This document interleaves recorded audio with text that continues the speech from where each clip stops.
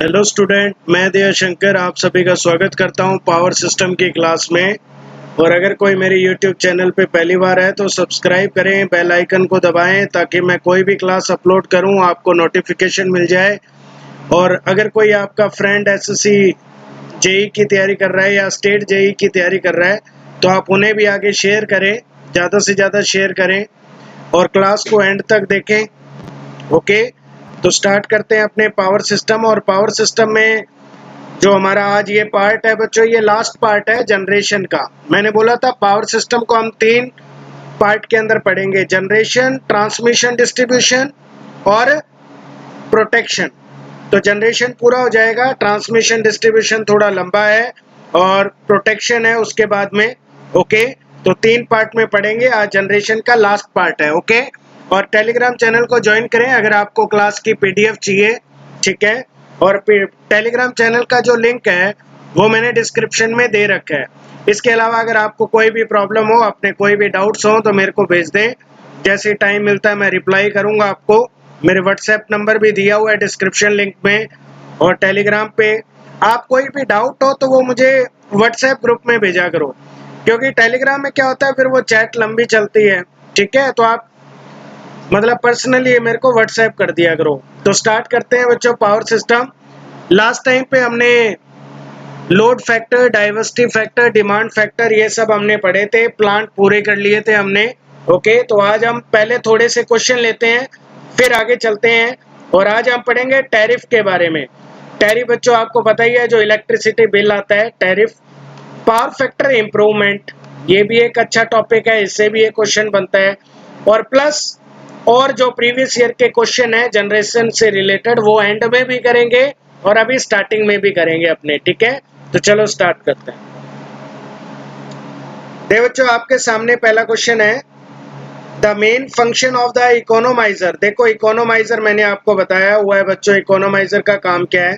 वैसे मैंने बताया था बच्चों, इकोनोमाइजर क्या करता है, जो रैंकाइन साइकिल होता है उसी में इस्तेमाल किया जाता है।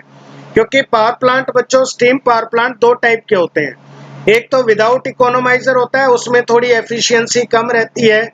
और अगर आपको याद होगा नोट्स में मैंने बताया था कि आपको जो आंसर टिक करना है बच्चों, आंसर टिक करना है, पहली प्रायोरिटी पे आपको एफिशिएंसी का ऑप्शन अलग बताया था, दूसरी प्रायोरिटी पे अलग बताया था।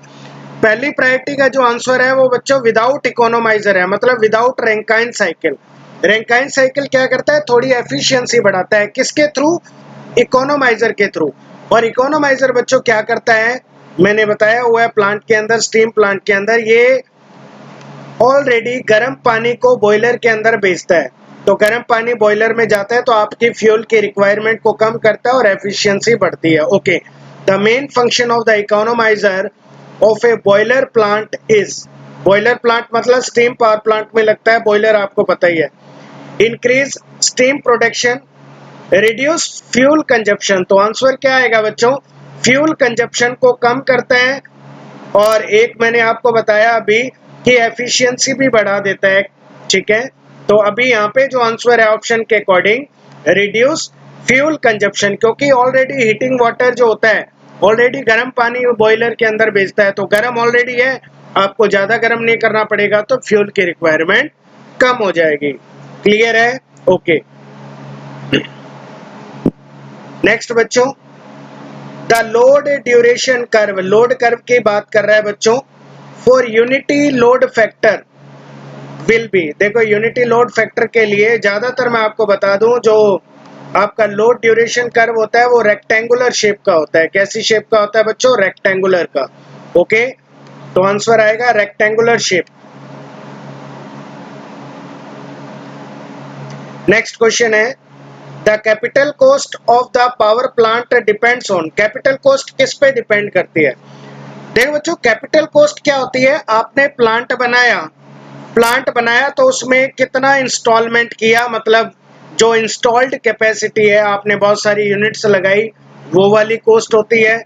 प्लस आप कितनी यूनिट चला रहे हो, जैसे थर्मल पावर प्लांट में क्या है, जैसे सुरतगढ़ वाले की मैं बताऊं तो इसमें 3-4 यूनिट चलती है मेरे हिसाब से, तो हर यूनिट का जो खर्चा होता है वो, और प्लस इंस्टॉल कैपेसिटी कितनी है, इसका मतलब कोई भी प्लांट होता है उसकी कैपिटल कॉस्ट के अंदर दो कॉस्ट इंक्लूड होती है, एक तो इंस्टॉल्ड कैपेसिटी और एक नंबर ऑफ यूनिट्स कि कितनी यूनिट्स आपने लगाई है उस प्लांट में। तो आंसर आएगा सी। क्लियर है? Okay next. In order to have a lower cost of electrical energy generation the load factor. देखो बच्चों मैंने लोड फैक्टर आपको बताया था, लोड फैक्टर होता है हमारा, और वैसे मैंने बताया था लोड फैक्टर 1 से कम होता है, तो लोड फैक्टर होता है पी एवरेज अपॉन में पी मैक्सिमम। तो हम यही चाहते हैं कि बच्चों मैक्सिमम डिमांड कम हो और लोड फैक्टर हमारा ज्यादा हो, लेकिन जनरली 1 से कम आएगा। ज्यादा होने का मतलब ये नहीं है कि 1 से ज्यादा आएगा, भाई हमारी मैक्सिमम डिमांड कम होनी चाहिए, इसका मतलब लोड फैक्टर हाई होना चाहिए, तभी कॉस्ट क्या होगी, कम होगी। भाई डिमांड कम है तो उनको यूनिट इंस्टॉलमेंट कम करनी पड़ेगी, यूनिट इंस्टॉलमेंट कम होगी तो आपका खर्चा कम आएगा। क्यों? क्योंकि सारा खर्चा उठाते तो आपसे ही हैं। अगर आज मान लो कोई जनरेटर भी लगा रहे हैं पावर प्लांट में, तो वो भी खर्चा आपसे वसूल किया जाता है, और वो अभी हम टैरिफ के अंदर देखेंगे बच्चों। ठीक है? Okay. Load factor and the diversity factor. हाँ, डाइवर्सिटी फैक्टर मैंने बताया था sum of the individual maximum demand upon में कोइंसिडेंस मैक्सिमम डिमांड। तो भैया कोइंसिडेंस मैक्सिमम डिमांड भी कम होनी चाहिए, तो हमारे दोनों ही factor, load factor, important question है एग्जाम के लिए बच्चों, लोड फैक्टर और डाइवर्सिटी फैक्टर दोनों ही क्या होने चाहिए, हाई होने चाहिए। Should be low, should be high, but the okay answer आएगा D. The load factor and diversity factor both should be high. Diversity factor ही एक ऐसा फैक्टर था बच्चों जो मैंने आपको बताया था कि 1 से ज्यादा होता है, रेस्ट ऑफ द फैक्टर जितने भी थे वो 1 से क्या होते हैं, कम होते हैं। Okay next. नेक्स्ट आपको दे रखा है power station having load factor दे रखा है 70%, कैपेसिटी फैक्टर दे रखा है 50%, यूटिलाइजेशन फैक्टर या यूज फैक्टर दे रखा है 60%, और मैक्सिमम डिमांड दे रखा है। तो आपको बोलेगा कि एनुअल एनर्जी प्रोडक्शन निकालो। तो देखो एनुअल कैसे निकालते हैं बच्चों, देखो आगे फॉर्मूला पता होना चाहिए, फिर अपने आप हो जाता है। देखो बच्चों अगर ये आपको सही से दिख नहीं रहा है तो ये है लोड फैक्टर। लोड फैक्टर होता है क्या है, पी एवरेज अपॉन में पी मैक्सिमम। अब आपको पता है बच्चों एवरेज कैसे निकाला जाता है, तो एवरेज में हम एरिया निकालते हैं, मतलब total energy consumption per day, लेकिन हमें बच्चों ईयरली निकालना है। ठीक है, ईयरली निकालना है तो 8760 से हम क्या करते हैं, डिवाइड करते हैं, उसके बाद में सारी वैल्यू यहाँ पे रख देंगे बच्चों जितना भी है।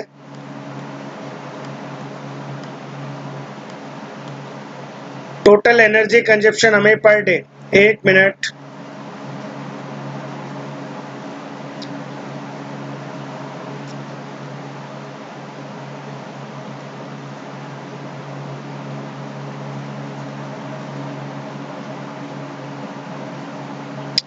ओके यहाँ पे बच्चों मैंने थोड़ा सॉल्यूशन गलत ले लिया है। इस क्वेश्चन का सॉल्यूशन मैं आपको टेलीग्राम चैनल पे भेजूंगा, ठीक है, क्योंकि यहाँ पे थोड़ा सॉल्यूशन गलत है। ओके, तो मैं टेलीग्राम चैनल पे आपको इसका सॉल्यूशन भेजूंगा। बाय मिस्टेक मैंने अदर सॉल्यूशन उठा लिया है यहाँ पे। Okay next. Okay, load factor क्या होता है भैया, लोड फैक्टर आपको बताया ही है बच्चों, P average upon P maximum.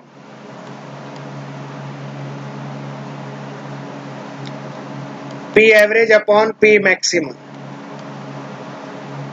Okay, तो ratio of average demand upon maximum demand, तो आंसर आ जाएगा बी। क्या आ जाएगा बच्चों, बी। ओके नेक्स्ट क्वेश्चन देखो, the connected load of consumer is 2 kilowatt.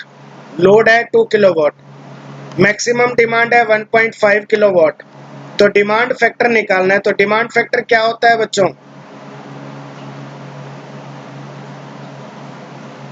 Demand factor होता है maximum demand upon connected load. तो मैक्सिमम डिमांड कितना है 1.5 किलोवाट, और लोड कितना कनेक्टेड है बच्चों 2 किलोवाट। तो कुछ नहीं है, फॉर्मूले में वैल्यू पुट करो, आंसर विल बी 0.75। तो बस आपको सिर्फ फैक्टर के फॉर्मूले याद रखने हैं, बाकी चीजें अपने आप होंगी और यहाँ से क्वेश्चन जरूर आएगा। ओके, नेक्स्ट क्वेश्चन देखो बच्चों, विच of the following is correct. ये मैंने इसका प्रूफ भी करवाया था बच्चों। लोड फैक्टर क्या होता है? Plant capacity factor upon utilisation factor. Utilisation factor होता है load factor into capacity factor, और capacity factor equal to load factor into utilisation factor. तो आंसर विल बी क्या था? ये मैंने आपको थ्योरी के अंदर बताया हुआ है, एक मैंने प्रूफ किया था। ओके, तो आप खुद से ट्राई करेंगे। नेक्स्ट, ये थे बच्चों कुछ क्वेश्चन लोड फैक्टर वगैरह पे। अब हम स्टार्ट करते हैं टैरिफ के बारे में। ओके, देखो बच्चों, हमारा जो टैरिफ है, टैरिफ का मतलब बिजली का बिल बच्चों। तो टैरिफ में क्या चीजें होती हैं और कैसे टैरिफ लगता है? तो देखो बच्चों, टैरिफ के अंदर दो कॉस्ट होती है, एक तो होती है फिक्स कॉस्ट और एक होती है वेरिएबल कॉस्ट। वेरिएबल बच्चों डिपेंड करेगी हमारे लोड पे। एक तो हम लोड कितना कंज्यूम कर रहे हैं भाई, हर घर के बिल एक जैसा थोड़ी ना आता है, हर घर का बिल अलग अलग आता है। हर घर का बिल अलग अलग क्यों आता है? क्योंकि हर बंदा अलग अलग इलेक्ट्रिसिटी कंज्यूम करता है। करेक्ट है, कईयों के घर में एसी लगे हैं, कईयों के नहीं लगे, इसका मतलब वेरिएबल कॉस्ट होगी।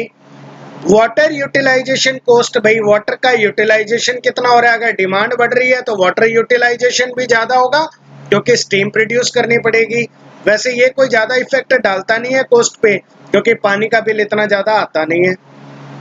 फ्यूल की कॉस्ट इंपॉर्टेंट है बच्चों। अब आपको पता है कि ज्यादा अगर डिमांड को पूरा करना है तो फ्यूल की कॉस्ट भी ज्यादा लगेगी, क्योंकि ज्यादा फ्यूल का कंजप्शन होगा। इसका मतलब वेरिएबल कॉस्ट के अंदर ये तीन टाइप के चीज वेरिएबल है, समझ रहे हो बात को? इसका मतलब फ्यूल की कॉस्ट हो गई, वाटर यूटिलाइजेशन हो गया, लोड कंजप्शन हो गया। ओके, फिक्स कॉस्ट की अगर बात करें बच्चों, तो एक तो है कैपिटल कॉस्ट, जो अपना फिक्स बिल आता है ना, एक फिक्स बिल आपको पता होगा बच्चों। फिक्स बिल के अंदर क्या होता है? एक तो कैपिटल कॉस्ट लगती है, भाई कोई प्लांट लगेगा उसमें बहुत सारी चीजें लगेंगी, तो वो चीजें हर कंज्यूमर से ली जाती हैं। और कैसे? फिक्स बिल लगा के, है ना। एक फिक्स कॉस्ट आती है, भाई आप इलेक्ट्रिसिटी चलाओ ही ना, लेकिन वो 250-300 रुपए फिक्स आना ही आना है ना। क्यों? कुछ नहीं लगना है, सारा कुछ आपसे लेंगे। अगर कोई गवर्नमेंट एम्प्लॉय भी लगता है बच्चों, तो उसका पैसा भी आप ही भरते हो अपनी जेब से, इस चीज का ध्यान रखें। हालांकि ये हमारे काम नहीं करते हैं, गवर्नमेंट एम्प्लॉय रोब दिखाते हैं, लेकिन गवर्नमेंट एम्प्लॉय को ये नहीं पता है कि जो यूथ है, जो पब्लिक है, उसी का पैसा वो है, तो उन्हीं के काम के लिए तुम्हें रखा गया, तो उनका काम तो करना पड़ेगा। लेकिन कई गवर्नमेंट के ठेकेदार अपने आप को ये समझते हैं कि हमें तो गवर्नमेंट पैसा देती है। अब एक बात बताओ, अभी लॉकडाउन चल रहा है, तो गवर्नमेंट वालों को पूरी सैलरी क्यों नहीं मिल रही? क्योंकि धंधे बंद हो रखे हैं, लोगों से पैसा जा नहीं रहा है। ठीक है, तो इसलिए गवर्नमेंट एम्प्लॉय अगर आप भी बनो तो हर किसी का काम करो भाई, ठीक है, क्योंकि वो आपको ही सैलरी दे रहे हैं। अगर आप उनका काम नहीं करोगे वो दुखी होंगे, है ना। चलो, अब इसमें कैपिटल कॉस्ट है, कोई भी जनरेटर मोटर जो भी लगा, अभी मैंने बात की थी, वो सारी कॉस्ट आपसे लेंगे। डेप्रिसिएशन कॉस्ट की बात करें, अब डेप्रिसिएशन का मतलब है बच्चों, अगर जनरेटर चल रहा है तो ऐसा तो है नहीं कि वो जनरेटर उम्र भर ही चलता रहेगा। अगर कोई मान लो बॉयलर लगा दिया तो ऐसा तो नहीं है वो उम्र भर चलता रहेगा, तो वो धीरे धीरे नुकसान तो होगा उसका। प्लांट की अपनी लाइफ तो होती है, तो जैसे जैसे नई यूनिट आती जाएगी वो डेप्रिसिएशन कॉस्ट भी लगती है। नेक्स्ट बच्चों, इंपॉर्टेंट पॉइंट, ये बस आपको मेथड याद रखना है, कई बार एग्जाम में पूछा हुआ है, बाकी डिटेल में नहीं जानना, इनके बारे में बिल्कुल नहीं जानना। डेप्रिसिएशन कॉस्ट किससे निकाली जाती है, डिटरमाइन करने के मेथड क्या है? तो दो मेथड है, नाम याद कर लो। एक का सिंकिंग फंड मेथड है और एक का स्ट्रेट लाइन मेथड है। एग्जाम में पूछ लिया जाता है बच्चों, नाम याद रखना, sinking fund method and straight line method used to determine the depreciation cost. Okay, third है बच्चों इंश्योरेंस कॉस्ट। अब आपका इंश्योरेंस कॉस्ट भी लगता है, क्यों? क्योंकि कोई भी प्लांट है बच्चों, कल को कोई बहुत बड़ा नुकसान हो जाए, है ना, तो उसका इंश्योरेंस का कॉस्ट भी आपसे लिया जाता है। ओके, तो ये सारी की सारी कॉस्ट क्या है? फिक्स है और ये वेरिएबल है। तो टैरिफ के अंदर दो कॉस्ट इंक्लूड होती है, एक फिक्स और एक वेरिएबल। समझ गए बात को? ओके, आ जाओ आगे चलते हैं। अब टैरिफ कितने टाइप का लगता है? देखो बच्चों, टैरिफ अलग अलग टाइप का होता है। अब क्वेश्चन क्या आएगा? एक तो बच्चों एग्जाम्पल पूछा जाएगा कि कौन सा टैरिफ कहाँ लगता है। वैसे ज्यादातर क्वेश्चन यही आता है, ठीक है। चलो आओ देखते हैं। सबसे पहले है flat demand tariff. Flat demand tariff क्या होता है? ये लोड के अकॉर्डिंग लगता है। पहला तो ये पॉइंट याद रखो कि फ्लैट डिमांड टैरिफ किसके अकॉर्डिंग लगता है? लोड के अकॉर्डिंग। सर कैसे?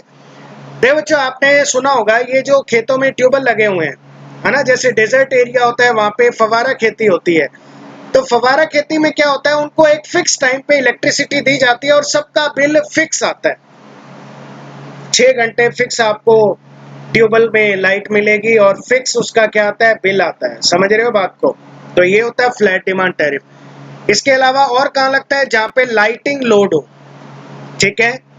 ट्यूबवेल का लोड हो गया, ये एग्जाम्पल याद रखो, वेरी इंपॉर्टेंट। लाइटिंग लोड के अंदर कौन सा टैरिफ लगता है? Flat demand. ट्यूबवेल का जो लोड होता है कौन सा टैरिफ लगता है? Flat demand. कई बार बच्चों हैवी लाइटिंग लोड होता है, यहाँ पे क्या प्रॉब्लम है? देखो यहाँ पे स्लाइडिंग स्केल टैरिफ लगता है। हैवी लाइटिंग लोड का मतलब क्या है? जहाँ पे लाइटें बहुत ज्यादा हैं। देखो बच्चों, ये जो लाइट होती है ये पावर फैक्टर पे इफेक्ट डालती है। किस पे डालती है? पावर फैक्टर पे। अगर कहीं पे पावर फैक्टर ज्यादा लो हो रहा है, एक चीज ध्यान रखना बच्चों, अगर आप घर में कोई भी ऐसा इलेक्ट्रिसिटी बल्ब लगा रहे हो या कोई भी ऐसी लाइट लगा रहे हो जिसका पावर फैक्टर लो है, आपका बिल ज्यादा आएगा। एक चीज ध्यान रखना, ठीक है। अगर हैवी लाइटिंग लोड होता है तो वहां लगता है स्लाइडिंग स्केल टैरिफ। थोड़ा सा ये अपवाद है, ध्यान रखना। सीधा लाइटिंग लोड लिखा हो फ्लैट डिमांड टैरिफ, और अगर हैवी लाइटिंग लोड की बात करें तो स्लाइडिंग टैरिफ लगता है बच्चों। स्लाइडिंग टैरिफ में होता क्या है? पावर फैक्टर मीटर लगा होता है। अगर पावर फैक्टर कम है तो यूनिट की कॉस्ट ज्यादा होगी, और अगर पावर फैक्टर ज्यादा है तो यूनिट की कॉस्ट कम होगी। इसलिए बच्चों पावर फैक्टर ज्यादा होना चाहिए, ठीक है। पावर फैक्टर ज्यादा होना चाहिए, और वो कैसे ज्यादा होता है आज ही हम पढ़ेंगे उसके बारे में, ओके। तो फ्लैट डिमांड टैरिफ पता चला लोड के अकॉर्डिंग लगता है। अगर लाइटिंग लोड है तो फ्लैट डिमांड होता है, ट्यूबवेल लोड है। हैवी लाइटिंग लोड में एक पावर फैक्टर मीटर लगा होता है, तो इसको बोलते हैं स्लाइडिंग स्केल टैरिफ बोलते हैं, ठीक है। नेक्स्ट आ जाओ block meter tariff. Block meter जो सीधा मीटर लगे होते हैं बच्चों। कमर्शियल लेवल पे ब्लॉक मीटर टैरिफ लगता है। रेजिडेंशियल एरिया जो होता है उन पे जो टैरिफ लगता है ब्लॉक मीटर टैरिफ लगता है। समझ रहे हो? ब्लॉक मीटर, घरों के बाहर मीटर जो लगे होते हैं, ये आपको पता होगा। उसके बाद में आता है two part tariff. Two part tariff ये कई बार एग्जाम में आ गया कि जो बड़ी इंडस्ट्रीज होती हैं उनके अंदर कौन सा टैरिफ लगता है? तो टू पार्ट टैरिफ लगता है। टू पार्ट टैरिफ को मैंने दिखाया हुआ है bx प्लस cy। देखो ये इक्वेशन याद रखो बच्चों, कई बार मतलब पूछा जाता है कि टैरिफ की ये जो एक फॉर्मूला लिख दिया जाता है और आपसे पूछता है a का मतलब क्या है, b का मतलब क्या है, x का मतलब क्या है, c का मतलब क्या है, y का मतलब क्या है। वैसे बच्चों होता है 3 पार्ट टैरिफ भी होता है, लेकिन बड़ी जो इंडस्ट्रीज होती है उनमें 2 पार्ट टैरिफ लगता है। यहाँ पे बी का मतलब है बच्चों किलोवाट, और एक्स होती है मनी। सी का मतलब है आपने कितनी यूनिट कंज्यूम की, मतलब किलोवाट आवर, और जितनी यूनिट कंज्यूम की उसके अकॉर्डिंग यूनिट। देखो होता क्या है बड़ी इंडस्ट्री में, ये पहले वाला अभी नहीं आएगा। देखो बच्चों बड़ी यूनिट में क्या होता है, 2 पार्ट में बड़ी इंडस्ट्रीज में। भाई आपने इंडस्ट्री बनाई, आप आगे वाले को बोलोगे, देखो इंडस्ट्री के अंदर जो लाइट आती है, आपने एक चीज मैं थोड़ा सा समझाता हूँ आपको। देखो बच्चों दिल्ली वगैरह में कभी लाइट नहीं जाती, क्यों? क्योंकि वहां पे बहुत बड़ी बड़ी इंडस्ट्रीज हैं उसके सराउंडिंग में, करेक्ट है। बहुत बड़ी बड़ी इंडस्ट्रीज हैं, तो हमारे गाँव में कट लगा के या कहीं और कट लगा के इलेक्ट्रिसिटी दी जाती है इंडस्ट्रीज में, ताकि प्रोडक्शन हो सके, ताकि चीजें चल सके। तो वो इंडस्ट्री क्या करती है, किसी सब स्टेशन से सप्लाई लेगी, क्योंकि 3 फेज चाहिए वहां पे। तो वो उनको बोलते हैं कि हमारे पास इतना लोड है भैया। उसने बोला अच्छा इतना लोड है, वो बोल देगा, मान लो मैंने एग्जांपल के तौर पे ले लिया 100 किलोवाट लोड है, तो बोला चलो ठीक है 100 किलोवाट लोड है और हम 1 किलोवाट के अकॉर्डिंग इतना चार्ज करते हैं, तो वो एक फिक्स चार्ज उनका लग जाता है, करेक्ट है। प्लस होता क्या है, कितनी यूनिट आप कंज्यूम करोगे उसका बिल अलग से आएगा, और ये वाला बिल आपको अलग से पे करना पड़ेगा। समझ गए कहानी? ओके, अब आगे चलते हैं।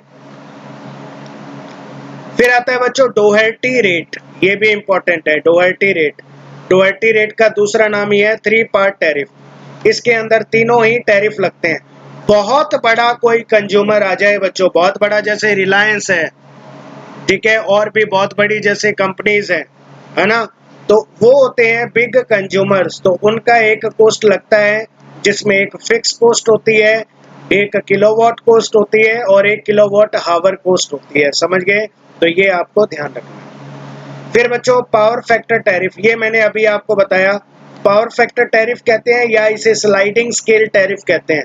इसमें बस एक पावर फैक्टर मीटर अलग से लगा होता है, अगर पावर फैक्टर कम है तो आपकी कॉस्ट ज़्यादा आएगी और अगर पावर फैक्टर ज़्यादा है तो आपकी कॉस्ट कम आएगी। पावर फैक्टर वैसे बच्चों 0.8 प्रैक्टिकली होता है और आइडियली हम कह सकते हैं यूनिटी होता है, और पावर फैक्टर यूनिटी के आसपास होना चाहिए, है ना। ओके, अब आ जाओ बच्चों पावर फैक्टर। पावर फैक्टर वैसे मैंने सर्किट में बहुत अच्छे से बताया हुआ है, जिन्होंने सर्किट के लेक्चर नहीं देखे हैं। एक चीज है बच्चों, आप ना प्रीवियस ईयर के लेक्चर नहीं देख रहे हो, क्योंकि जब भी आप कोई क्लास देखते हो ना तो आप क्लास पूरी नहीं देखते हो, मुझे ऐसे लग रहा है।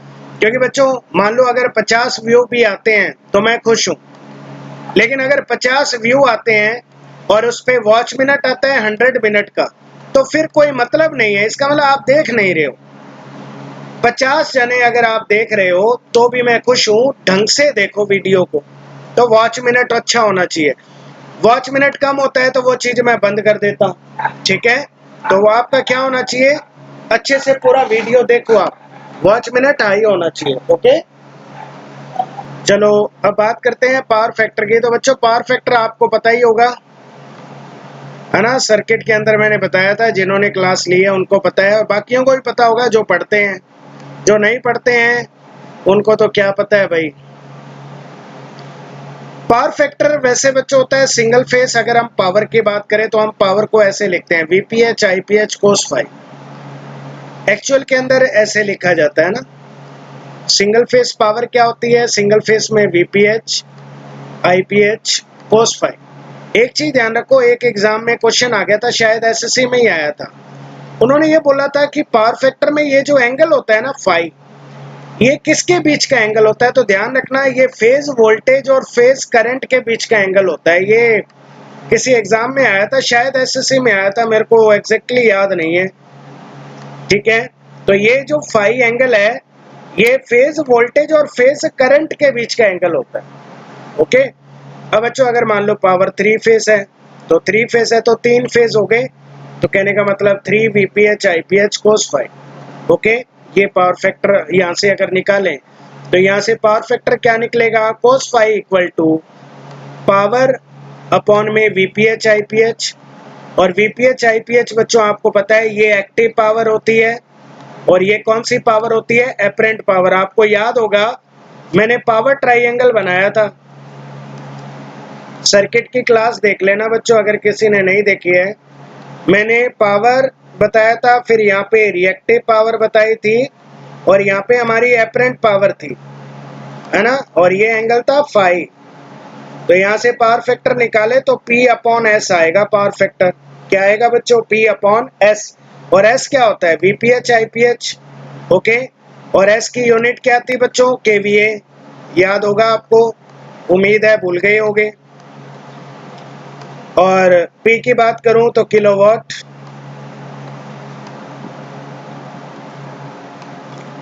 और Q की बात करें तो KVAR।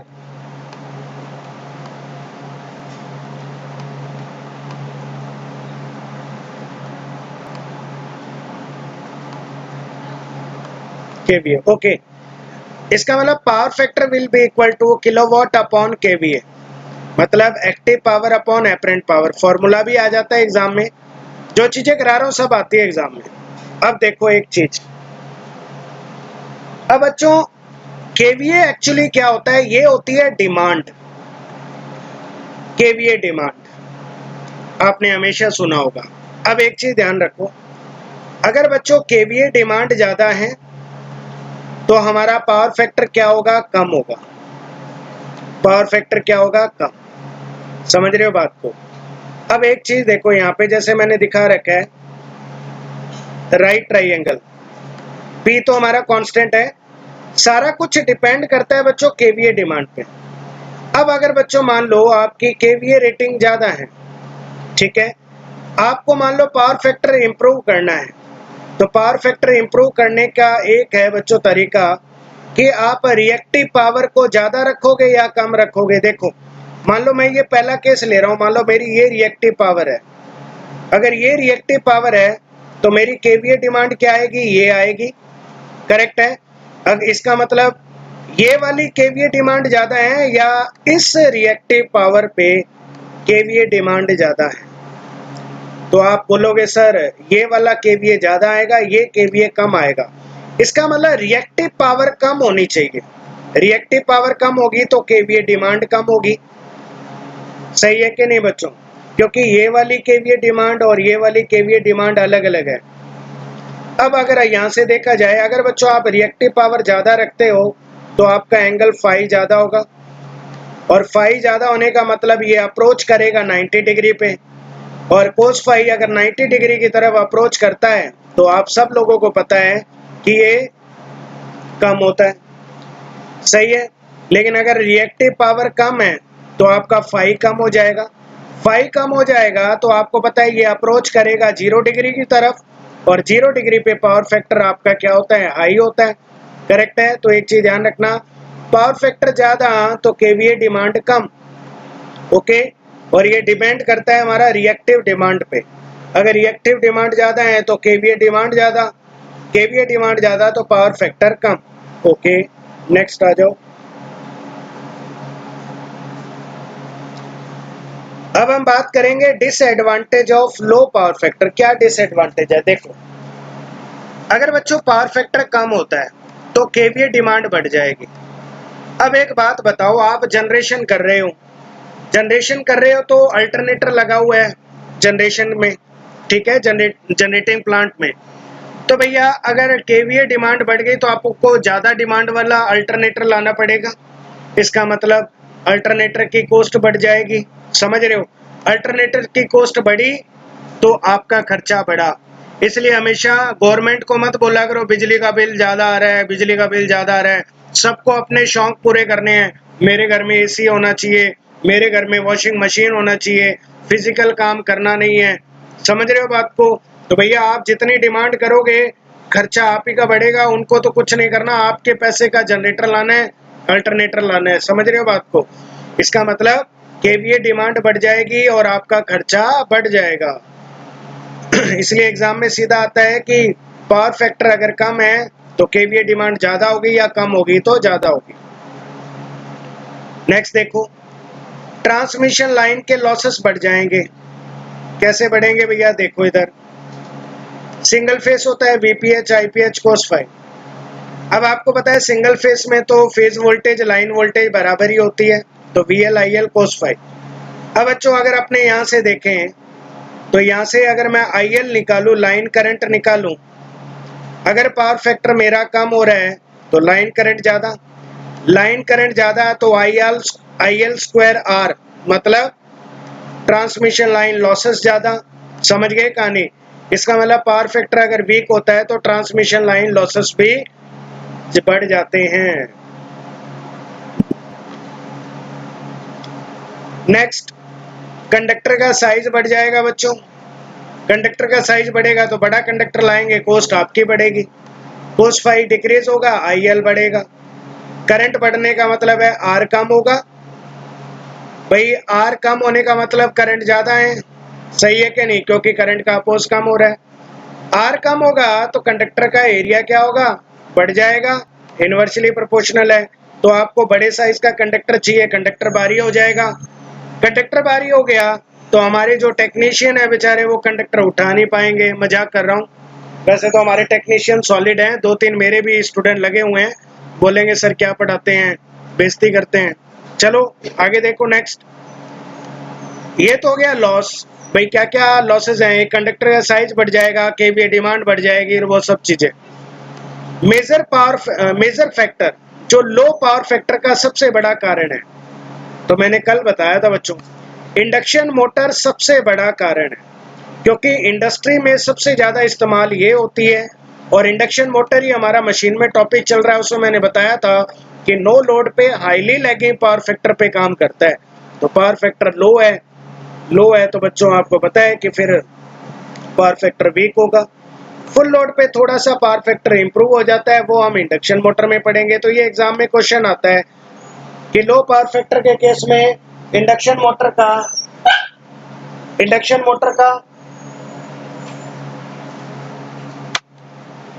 पावर फैक्टर लो होता है, और इंडक्शन मोटर के कारण ही हमारा सबसे पहला रीजन यही होता है। इसके अलावा ट्रांसफार्मर का भी लो लैगिंग पावर फैक्टर, इसमें भी स्टार्टिंग में पावर फैक्टर का असर पड़ता है। इसके अलावा आर्क लैंप, सबसे ज्यादा एग्जाम में पूछे जाने वाला आर्क लैंप लो लैगिंग पावर फैक्टर का कारण है, लेकिन आर्क लैंप का पावर फैक्टर पूछा जाता है। ध्यान रखना बच्चों, आर्क लैंप वैसे यूईपी में मैं पढ़ाऊंगा, यूटिलाइजेशन ऑफ इलेक्ट्रिक पावर, वहां भी बताऊंगा। अभी हम रीजन पढ़ रहे हैं, ठीक है। तो इसका पावर फैक्टर याद रखें 0.3 होता है और लैगिंग पावर फैक्टर होता है। एग्जाम में आ सकता है ये क्वेश्चन। इसके बाद में वेल्डिंग ट्रांसफार्मर, ये वेल्डिंग ट्रांसफार्मर भी यूटिलाइजेशन में हम पढ़ेंगे, यूईपी में जब हम वेल्डिंग वगैरह पढ़ेंगे। ओके, तो ये 4 रीजन है भैया। नेक्स्ट चलते हैं आगे। अब देखो बच्चों, न्यूमेरिकल,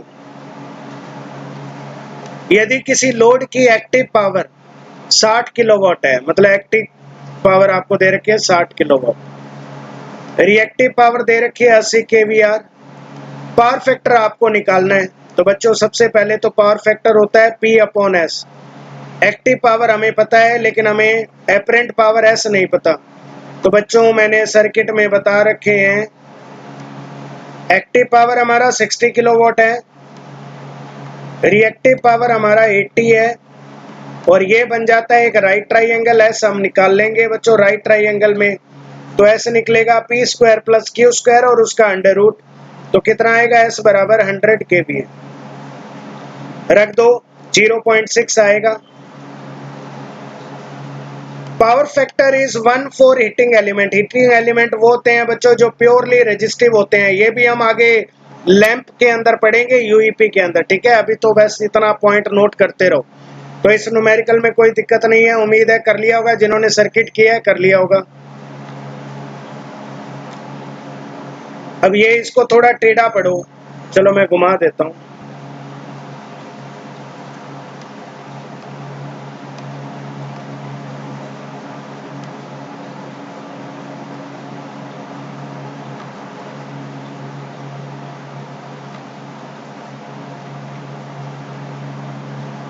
ओके, तो ये था आपका पावर फैक्टर 60/100।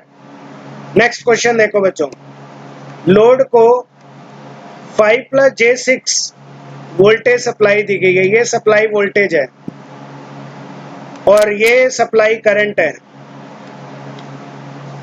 तो उसने पूछा है कि लोड की एक्टिव और रिएक्टिव पावर निकालो। एक्टिव एंड रिएक्टिव, ये दोनों पावर निकालनी है। बच्चों मैंने आपको एक फॉर्मूला बताया था, एपरेंट पावर होती है जब वोल्टेज और करंट दिया हुआ SVI, और I का क्या होता है, कॉम्प्लेक्स कॉन्जुगेट होता है। क्या होता है बच्चों, कॉम्प्लेक्स कॉन्जुगेट।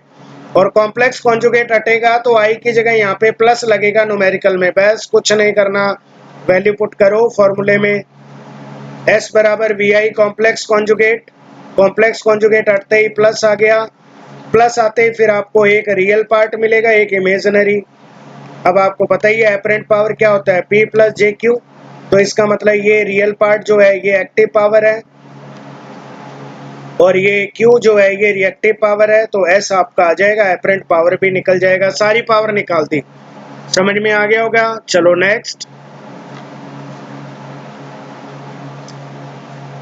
अब आता है पावर फैक्टर को इंप्रूव किससे किया जाता है। तो देखो भैया, पावर फैक्टर को इंप्रूव करना है तो हमें, आपको एक चीज पता होगी, मैंने इम्पीडेंस बताया हुआ है आपको। तो इम्पीडेंस होता है, अगर आप कैपेसिटर लगा रहे हो तो R + J XL - XC। अगर बच्चों XC बढ़ता है तो XL का टर्म कम होगा। XL का टर्म कम होगा तो मतलब रिएक्टिव टर्म कम हो जाएगी। और अभी मैंने बताया है कि अगर रिएक्टिव टर्म कम होगी तो आपका पावर फैक्टर क्या होता जाएगा, मतलब फाई कम होता जाएगा। और फाई कम होने का मतलब पावर फैक्टर बढ़ता जाएगा। इसका मतलब कैपेसिटर क्या करता है, आपके XL को कम कर देगा।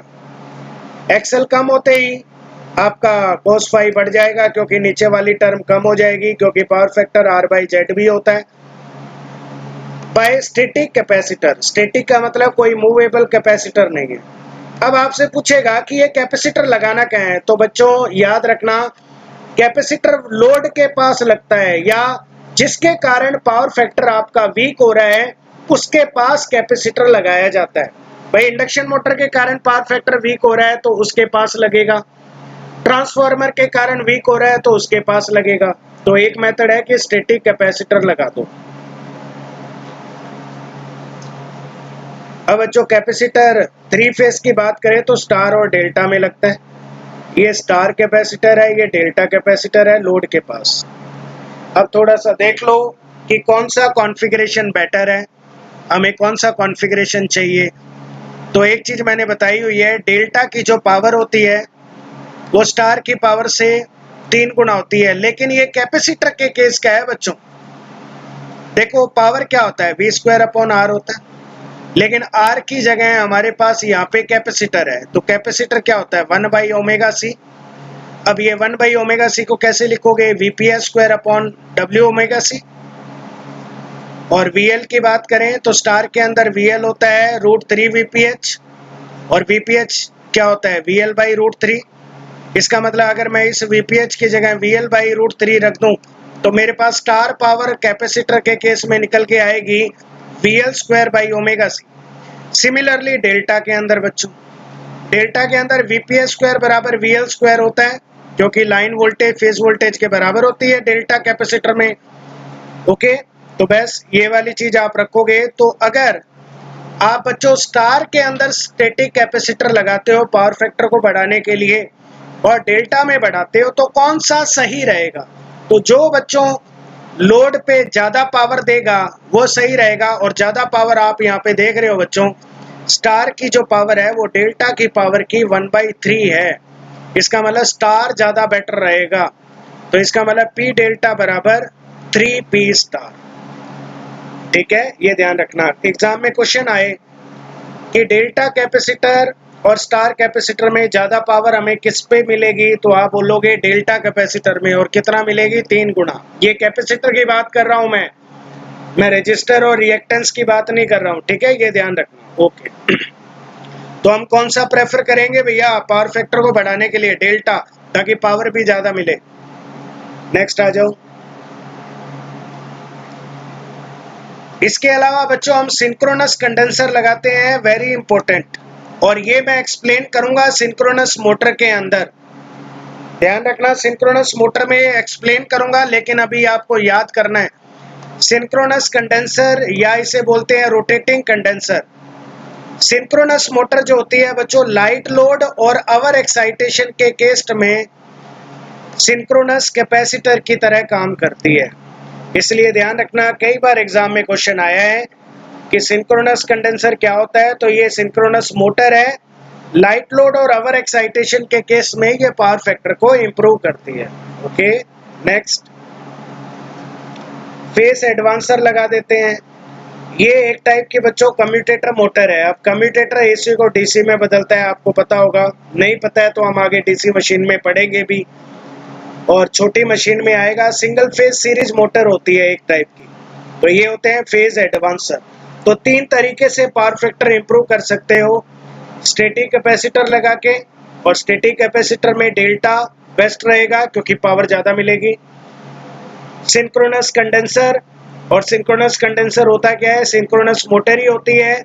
अवर लोड केस में, और सॉरी अवर एक्साइटेशन और लाइट लोड के केस में ये किसकी तरह बिहेव करती है, सिंक्रोनस कंडेंसर की तरह। इसका रीजन मैं बताऊंगा आपको मशीन के अंदर। फेस एडवांसर भी यूज में लेते हैं, ये एक टाइप की commutator single phase series motor होती है। कम्यूटेटर आगे हम बात करेंगे, वैसे एसी को डीसी में बदलता है। ओके, ये था बच्चों पावर फैक्टर, और अब हम पढ़ेंगे क्वेश्चंस। ओके, आ जाओ भाई।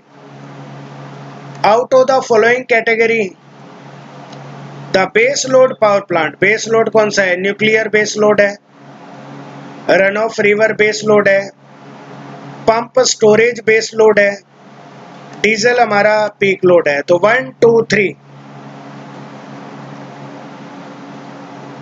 यहाँ पे ऑप्शन में गड़बड़ है भैया। न्यूक्लियर पावर प्लांट हो गया, run of river power plant हो गया, पंप स्टोरेज हो गया। तो ये भी हमारा 24 घंटे ही चलता है, क्योंकि पानी इकट्ठा किया, चढ़ाया, यूज किया। तो भैया यहाँ पे एक ऑप्शन में गड़बड़ लग रही है, आप यहाँ पे काम करें। यहाँ पे 4 लिखा है, वहां पे 3 कर लो बच्चों, ठीक है। तो आंसर इसके अकॉर्डिंग यहाँ 3 कर लेना, क्योंकि आंसर कोई भी मैच नहीं कर रहा है। आंसर सी आएगा और 4 की जगह आप क्या कर लोगे, 3 कर लोगे। ओके, चलो next. Which of the material is used to controlling chain reaction in nuclear reactor? तो चेन रिएक्शन को कंट्रोल करने के लिए क्या इस्तेमाल करते हैं भैया? थोरियम, थोरियम तो फ्यूल है। Heavy water, heavy water D2O, graphite, beryllium, boron. तो यहाँ पे क्या आंसर आएगा? हाँ, बोरोन और कैडमियम की कंट्रोल रोड बनी होती है, कंट्रोल रोड। कंट्रोलिंग चेन मतलब कंट्रोल रोड, तो बोरोन इस्तेमाल करेंगे। बोरोन और कैडमियम की बात कर रहा है। Okay next. Which of the following heat exchanger is used to raise the temperature of steam from normal to super saturation level? तो सुपर सैचुरेशन लेवल का मतलब आपको पता होगा बच्चों, स्टीम पावर प्लांट में मैंने बताया था कि हमारी जो स्टीम टरबाइन की तरफ जाती है वो पहले सुपर हीटर में से आती है। तो सुपर हीटर इस्तेमाल करते हैं, आंसर यहाँ पे सुपर हीटर आएगा। इकोनोमाइजर रैंकाइन साइकिल में इस्तेमाल करते हैं। कंडेंसर पानी को ठंडा करता है। एयर प्री हीटर आपको पता है कि जब पानी ठंडा होने के बाद, सर्कुलेट होने के बाद वापस जब जाता है इकोनोमाइजर के पास, तो पहले एयर प्री हीटर में जाता है। और सुपर हीटर में स्टीम आपकी हाई टेम्परेचर पे, एक्सट्रीम लेवल पे इंक्रीज होती है। तो answer will be super heater. ये थोड़ा मैंने ढांचा दोबारा दिखा दिया, उम्मीद है आप भूल गए होंगे। तो ये रहा सुपर हीटर भैया। तो स्टीम यहाँ पे गर्म पानी आया और एकदम से स्टीम गर्म होने के बाद सुपर हीटर में जाती है, और सुपर हीटर से कहाँ जाती है, टरबाइन में। और यहाँ से जो फ्लू गैसेस होती है वो बाहर निकल जाती है। Okay next. The purpose of cooling tower, cooling tower का काम क्या है? रिड्यूस द, कूलिंग टावर का काम है जो स्टीम आती है टरबाइन से, है ना, cool the steam in the condenser, यही काम है कूलिंग टावर का, है ना। कंडेंसर में स्टीम को क्या करता है, ठंडा करता है। Answer will be D. Next question. The following is used to reduce the speed of neutron, neutron की स्पीड को रिड्यूस कौन करता है? मॉडरेटर। कंट्रोल रोड का काम क्या है? आपकी जो हीटिंग रिएक्शन है उसको कंट्रोल करता है। कूलेंट का काम कूलिंग करना। कोर का काम होता है जिसके अंदर फ्यूल रखा होता है। तो answer will B moderator. Moderator क्या करता है? न्यूट्रॉन की स्पीड को स्लो करता है। Okay next. ग्रेफाइट मॉडरेटर आएगा बच्चों। मॉडरेटर में हम ग्रेफाइट वगैरह इस्तेमाल करते हैं। तो graphite used in nuclear power plant as a moderator. Next. हाँ, एक चीज और ध्यान रखें बच्चों, इन्होंने ना एक इंटरेस्टिंग चीज दे रखी है, इलेक्ट्रोड। क्योंकि कई बार हमारा रटा हुआ होता है कि ग्रेफाइट के इलेक्ट्रोड बनते हैं। यहाँ इलेक्ट्रोड का कोई लेना देना नहीं है, जल्दबाजी में टिक मत कर देना, कहीं पता चले इस डी को अगर मैं ए कर दूं और ये क्वेश्चन एग्जाम में आ जाए तो आप पहला यही टिक करोगे, क्योंकि आप न्यूक्लियर पावर प्लांट तो पढ़ोगे नहीं, ग्रेफाइट पढ़ा सीधा, क्योंकि वहां पे स्पीड होती है। और एक चीज और भैया, एसएससी जेईएन जो एग्जाम देने जा रहे हैं उनको मैं पहले ही बता दूं, टेक्निकल का पोर्शन जो है वो सबसे पहले करना है। और टेक्निकल को आपको 50 से 55 मिनट में सलटाना है अगर सिलेक्शन लेना है, ठीक है। 50 से 55 मिनट में, और जीके 15 मिनट में, और बाकी टाइम रीजनिंग में लगाना है। तो 50 से 55 मिनट में टेक्निकल करना है आपको, इतनी स्पीड बनानी है। तो आप अंदाजा लगा लो, क्वेश्चन एक एक लाइन के आएंगे, वहां पे कुछ भी नहीं है।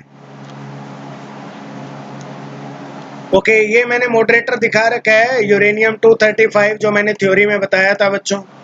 स्लो कर देते हैं और ग्रेफाइट और हैवी वाटर इस्तेमाल करते हैं हम बच्चों इसमें मॉडरेटर में। नेक्स्ट आ जाओ। In thermal power plant ash is collected. Ash बच्चों मैं बता दूं, बॉयलर के अंदर हुपर बने होते हैं। हुपर के अंदर आप कोयला डालते हो तो ऊपर के अंदर राख जमा हो जाती है। इसके अलावा कई बार बंकर भी बनाए जाते हैं, ध्यान रखना।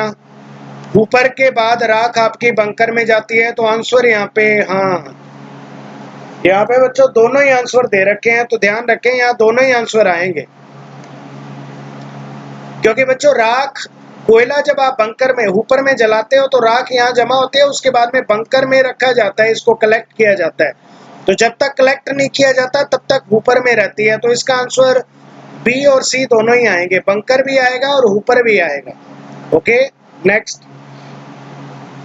कई बार एग्जाम में क्वेश्चन गलत आ जाते हैं बच्चों, क्योंकि वो किसी ना किसी किताब से हटाते हैं, प्रीवियस ईयर के क्वेश्चन आते हैं, कोई नया क्वेश्चन तो बनता नहीं, और वहां पे कोई गलती होती है तो वही गलती आपके सामने आ जाती है। विच of the following plant is suitable for peak load. Peak load के लिए कौन सा है? एक ही बताया था बच्चों, डीजल इंजन प्लांट। और इसको स्टैंड बाई प्लांट भी कहते हैं। स्टैंड बाई इसलिए कहते हैं क्योंकि ये एकदम से खड़ा हो जाता है एकदम से खड़ा होने का मतलब है कि जैसे ही आप चलाते हो, चलाते ही ये इलेक्ट्रिसिटी जनरेट करता है। ओके, और बाकी तीनों तो मैंने बता ही दिया बच्चों। बेस लोड है। आपके दिमाग में एक चीज आ रही होगी कि sir hydro electric plant non rainy season के अंदर पीक लोड की तरह काम करता है ना। बच्चों ये बेस लोड की तरह भी तो करता है ना। अगर वो ऐसे पूछता कि which of the following plant will be used as a both base load and peak load, तब आप हाइड्रो इलेक्ट्रिक टिक करते हैं। ठीक है, तो आंसर आएगा diesel. Next. The most appropriate operating speed in RPM generation. Important question है बच्चों। थर्मल, न्यूक्लियर और हाइड्रो प्लांट। देखो बच्चों मैंने बताया था थर्मल और न्यूक्लियर प्लांट में हम हाई स्पीड टरबाइन इस्तेमाल करते हैं। हाई स्पीड टरबाइन का मतलब टर्बो अल्टरनेटर। और टर्बो अल्टरनेटर में मिनिमम पोल होते हैं 2, होते हैं कि नहीं पहले बताओ। थर्मल मतलब स्टीम पावर प्लांट और न्यूक्लियर पावर प्लांट में कौन सा अल्टरनेटर इस्तेमाल होता है? थ्योरी में बताया है, टर्बो अल्टरनेटर इस्तेमाल होता है कि नहीं होता है? पहले बोलो यस और नो, तो आंसर आएगा यस। अब टर्बो अल्टरनेटर में मैंने बताया था कि मिनिमम नंबर ऑफ पोल कितने होते हैं? 2। अब 2 पोल रखोगे तो स्पीड कितनी निकल के आएगी? तो स्पीड निकल के आएगी 3000 आरपीएम। इसका मतलब थर्मल और न्यूक्लियर के लिए तो 3000 आरपीएम आएगा बच्चों। तो देख लो स्टार्टिंग में 2, तो 3000 आरपीएम, इसका मतलब यही ऑप्शन मैच कर रहा है। 300 आरपीएम। देखो भैया हाइड्रो इलेक्ट्रिक प्लांट में मिनिमम 4 होते हैं, इसका मतलब मिनिमम 4 होंगे तो इसकी मैक्सिमम स्पीड 1500 आरपीएम। तो इसकी मिनिमम स्पीड कितनी हो सकती है? 300 भी हो सकती है, कम भी हो सकती है। तो आंसर बी मैच करेगा बच्चों। कौन सा मैच करेगा? क्यों? क्योंकि बच्चों बाकी में देखो ये 300 से ज्यादा दे रखा है, 1500 कभी नहीं होगा। ये भी 3000 दे रखा है हाइड्रो में, ये भी कभी नहीं होगा। समझ रहे हो? तो इसका मतलब आंसर ये वाला मैच करेगा बच्चों। आ जाओ नेक्स्ट क्वेश्चन।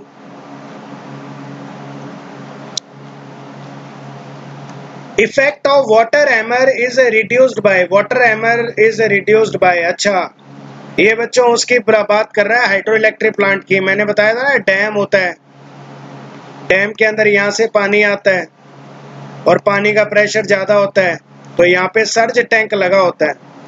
सर्ज टैंक क्या करता है? पानी के जो हैमर का मतलब पानी का जो प्रेशर है उसको क्या करता है? कम करता है। तो इसका मतलब स्पिलवेज तो यहाँ पाटे से लगे होते हैं, डैम तो पानी को रोक के रखता है। एन अनेबल, ये पता नहीं क्या राम कहानी है, मुझे भी नहीं समझ में आ रहा, कुछ टाइपिंग मिस्टेक होगी। आंसर आएगा बच्चों सर्ज टैंक। सर्ज टैंक क्या करता है? वाटर हैमर को कम करता है ताकि आपके पेन स्टॉक ना फट जाए आगे, है ना।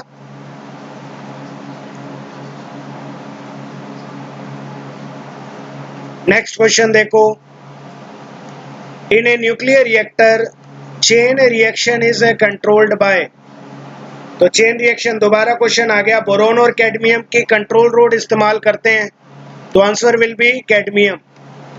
ग्रेफाइट की रोड होती नहीं है, ग्रेफाइट तो आपको पता है मॉडरेटर होता है, आयरन रोड नहीं होती, आंसर आएगा ए।